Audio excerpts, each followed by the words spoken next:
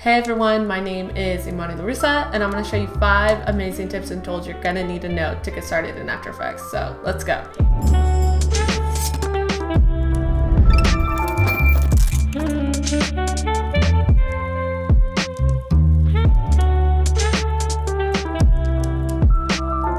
The first thing that we're gonna do is save this. You just wanna make sure that this is always the first thing that you do when you start up After Effects. Go to File, Save As. Create a new folder on your desktop or in a drive that you're working in. You just wanna make sure everything's clean and organized. So let's jump into the composition settings. This is going to be where all the information for the duration of time, the dimensions, definitely name your composition. Your width and height is gonna be the dimension size of your composition.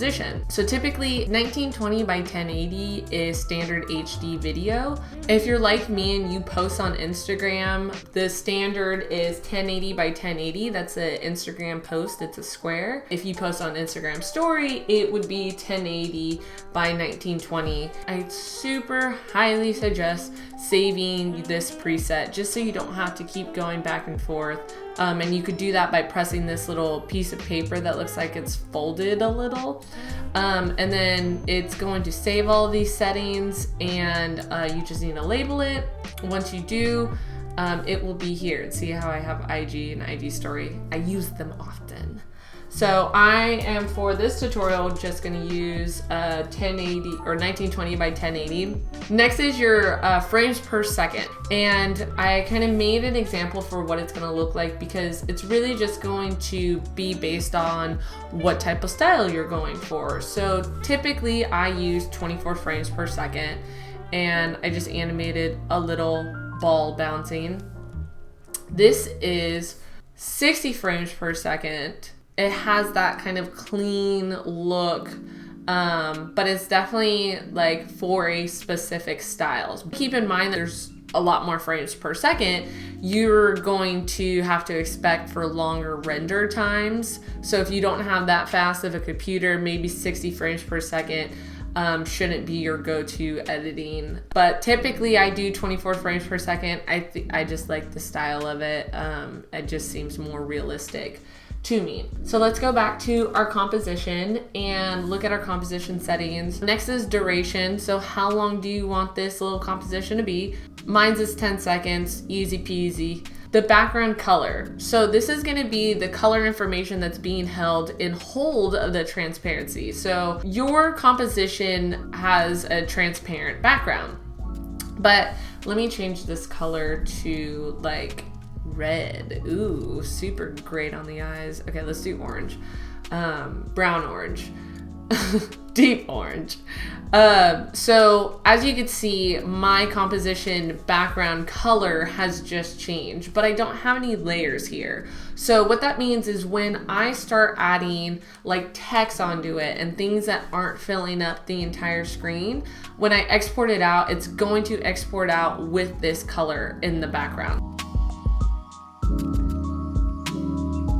So next we're gonna go over the shape tool and the pen tool. The shape tool is really awesome for when you're trying to cut out specific shapes like the rectangle or the circle. And if you need like a perfect circle, you hold shift and then you drag down. If you just click and drag without holding shift down, it's not going to be a perfect shape. But if you hold shift and then drag, it will be a perfect shape.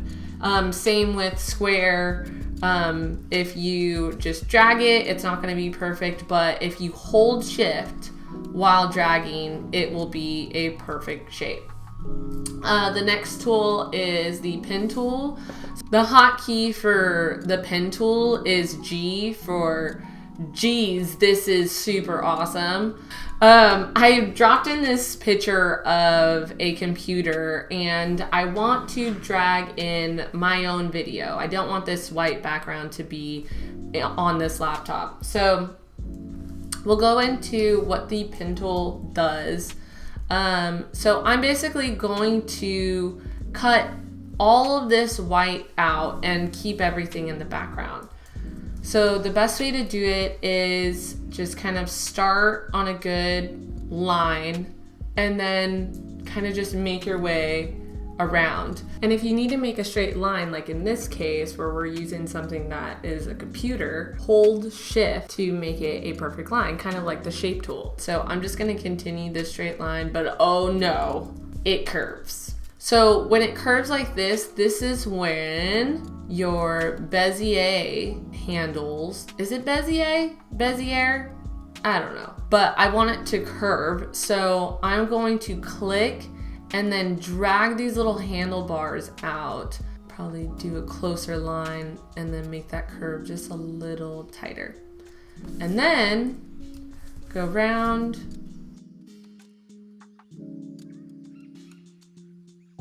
And then complete it.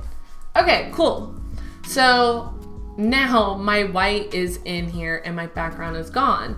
So what I've done is I've just cut out the inside of the computer. So now it's created a mask, and you could see this pink. You could change the color of it if you would like. I'll do like a blue. No, that's too harsh. I'll do like a yellow. And now you can see my mask is created, but the problem is that I want the background and not the inside of the computer. So instead of add, I want to subtract what is in my mask. So I'll hit subtract and boom. Now the inside of my computer is gone and the outside is still there, which now I can drag my own footage. This is just a video I did not too long ago, but it fits kind of the computer vibe. And now it can play inside of my little computer screen. This is going to be perfect for when you're trying to replace things out of phones or TVs. You want to make sure that the video that you're masking from is static. If you shoot things that's handheld, you're gonna run into a lot more problems and it's gonna be a lot more tedious. So I'll kind of show you a little harder one, like with video. This is from Tyler Creator just made a new music video for A Boy Is a Gun, which is, love the album. But here's a shot of him shooting a gun, and I was able to put text behind him by masking him out. So this is gonna be like a shot that is shot static, but he is moving, so the mask is moving, and I'll show you how to do that. So what we can do is, instead of creating a new comp, I want all of my information, my dimensions, my frame rate to be from this video. So I'm just gonna drag this video onto this composition icon, and boom. Now a new composition has been made, labeled from the video, and all my composition settings, my dimensions, frame rate, and time duration is from the video. So I'm actually just gonna use a small portion of this. I'm going to hit N. That is a hotkey to end your work area, and it's a good way to remember N for end. To begin is B. So I hit N, and then now I want to just cut it, trim comp to work area. Boom. Now it's just trimmed to this little duration. I want to grab my text that I've created with my font, if you've noticed. And I want to put it behind him instead of on top of him. So what I'm gonna do is I'm gonna duplicate this layer, put it on top. So now below that is my text and the background. I'm gonna grab this and hit G for the pen tool. And I am going to go in and mask this out. So keep in mind that when you're masking, you don't want to create too many points, because once you start keyframing the path and tracking where the mask goes, it could get a little messy. Because this is a human body that I'm trying to cut out, nothing is really that straight. So I'm just adding a little bit of these handlebars throughout the whole thing. But with this gun that is a little straight, I'm going to make those straight as well. I'm just gonna kind of make a rough one. You can go in and kind of clean it up for whatever video you're working with. But I'm just gonna wrap around these hands. Beautiful hands. I'm sure it's like cashmere or something because he has money. And okay, let's just cut around here because we're most likely not going to use this part. And then turn around this, go around his corduroys. I'm sure that's corduroy. His blonde wig. Okay.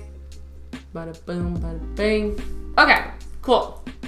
So now I have closed off my mask, and you can see, I'm gonna solo it out. You can see that now he has nothing in the background. I've just cut him out. Because he isn't staying still, we need to make the mask follow him. I need to move all of these points, and I do that by creating keyframes. So go to your mask underneath your layer. You could do that by hitting M twice, M for mask, and creating a mask path. I cannot emphasize this enough. I don't know how many hours I have spent moving forward and moving masks around and it not tracking it. Please do not forget to hit the stopwatch on your mask path. It is just, please. So now that I've created a mask path, when I move to another frame and I'm like, oh, I want to move this here, it automatically creates a keyframe. And what's great is that I don't need to make a keyframe for each individual frame. I can do one keyframe like every 5 or 10 frames or even a second, and then just do the in-betweens later.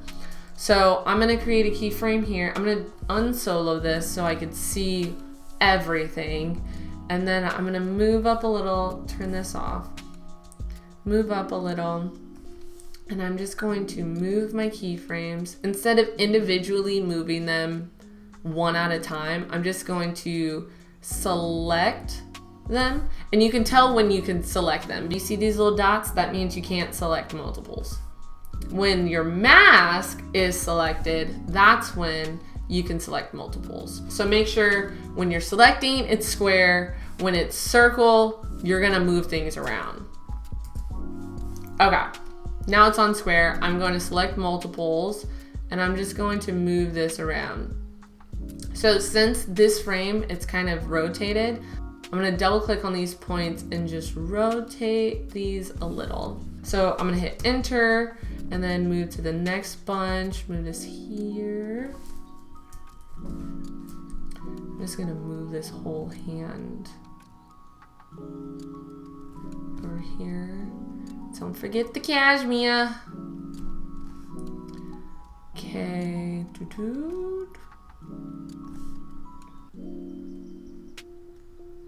Gosh, that hair is beautiful.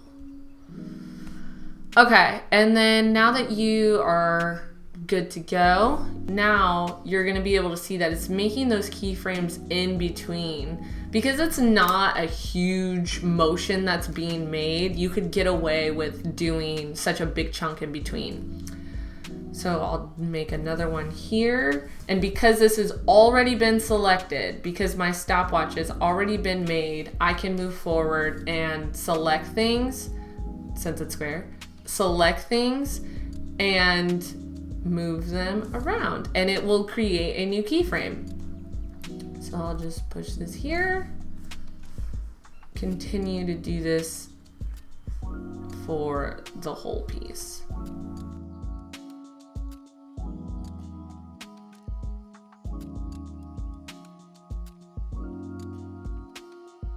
Okay, so I did more frames, and now let's see what it looks like.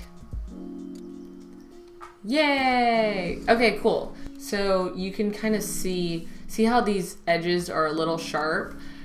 To blend it in better, I'm going to increase the feathering so that it looks a little more like it's supposed to be there.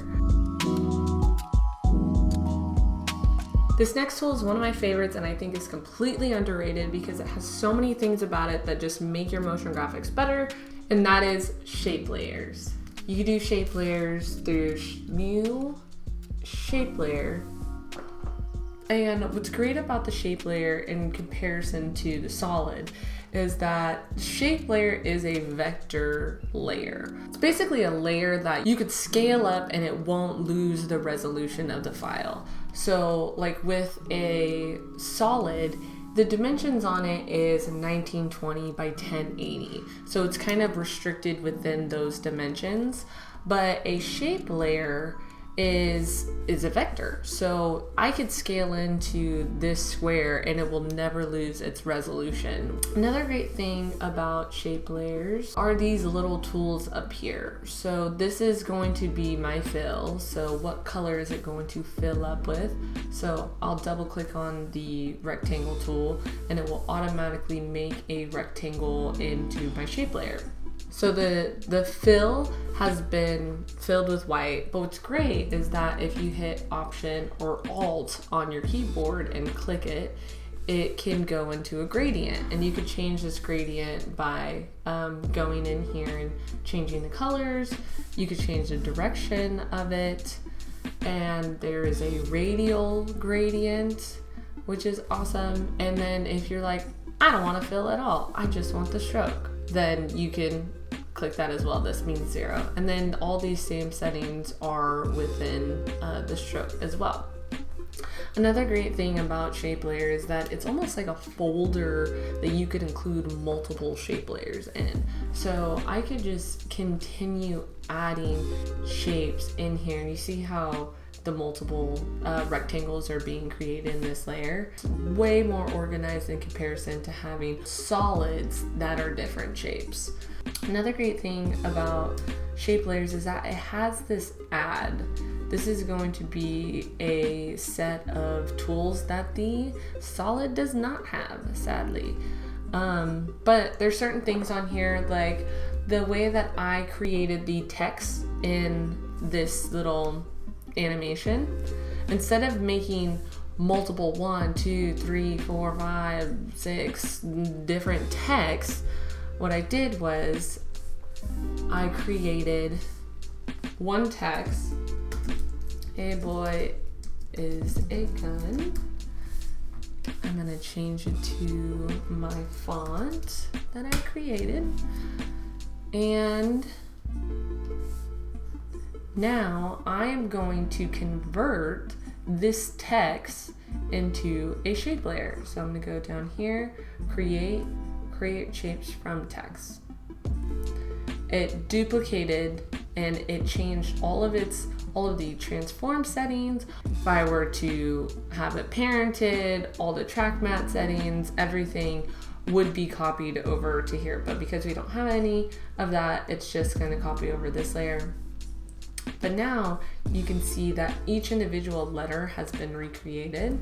Typically, if you were trying to recreate this, you would have to duplicate your layer and then try to get the matching and spacing underneath it, and it just gets too complicated. What we can do in this shape layer specifically is to add an effect called repeater, and it basically just makes clones of everything that's within that shape layer. So I'm gonna go in and change the position so that it is equally the same amount of distance between each other. And because this is a shape layer, that means it's a vector file. That also means that you could zoom in and push in and it won't lose any of its resolution like a solid would. Also, you can actually create your own shape layer by using the pen tool, and it will still have the same effects on it. So you could add a repeater on here, you can twist it, zigzag it, whatever. Highly recommend going into shape layers and just messing around, seeing what's in there, just trying new things. But I think you will learn a lot, and it's going to be a beneficial tool to know when moving forward in After Effects. Whether I'm working with motion graphics or I'm working with video, some sort of visual effects, these blending modes right here are going to make your art just 100 times better because there's so many options that you could do with these blending modes. So if I were to add a blending mode onto my bottom layer, and if I were to change this bottom layer, it is going to change with it. So it's basically saying that it's going to add the color onto whatever layer is below it. And there are a lot of blending modes here. A great way to go through them is holding Shift plus, and you can just kind of go through and see which one works best for you. The great thing is that once you start adding like a whole bunch of different, once you start adding all these different colors and shapes, you could come up with some really interesting concepts. So if I were to bring these down here, now these colors have been changed because there is a pen light blending mode on top of this color. So definitely go through these blending modes and figure out what you like best. Last but not least, the most important thing that you are going to learn from me is the art of motion. Okay, so obviously you're gonna start animating things and you wanna make it look as realistic as possible. And the best way to do that is to understand how things move and why things move. So I'm gonna give you an example. I'm going to create a shape layer and I am going to make a perfect circle. Remember, that's shift and drag. Okay, I'm going to set a keyframe, and I do this by clicking on the stopwatch. Now my keyframe has been created, and I want to tell After Effects that on 0.0 seconds, I want it to start here. And at 1 second, I want it to end here. And as you can see, a second keyframe was made from that. So what I have here is A to B, and that is just not that great. It looks computer generated, and the reason why it looks like that is I'm gonna click on this graph editor. What I just told After Effects is at 0 seconds, I want it to start at 960, and it ends on 2225. And it's very linear. It's just A to B. And in real life, that's not how things move. So what I'm gonna do is I'm gonna duplicate this. And as you can see, it's the same value, same layer. But what I'm gonna do is I'm gonna select both keyframes, and I do this just by dragging over, right click, and go to Keyframe Assistant, and my go-to is Easy Ease. I'm going to show you the difference between the two. So, like I said, it starts at 960 and it ends at 2225. But the difference, you see that slight change in speed? Instead of moving at this linear pace, so now it's going to ease in, it's going to gradually come in, grab a little bit of momentum, and then gradually go out. And you can tell the difference just by looking at it. It looks smoother. It looks like this has actual physics on it in comparison to, it just doesn't make it look like it looks computer generated. So when you're animating something and you want it to have that little oomph on it, definitely change the keyframes to easy ease. I hope those tips were useful. Just remember to at least spend an hour a day, whether it's in the program or looking up other motion graphic artists, watching more YouTube tutorials. I guarantee you'll be amazing at it. You just continue to just practice. But I hope that you guys like this video. If you do, you can like it or subscribe or follow me on the social medias. I have Instagram, Twitter, and yeah, so cool. Thank you. Bye.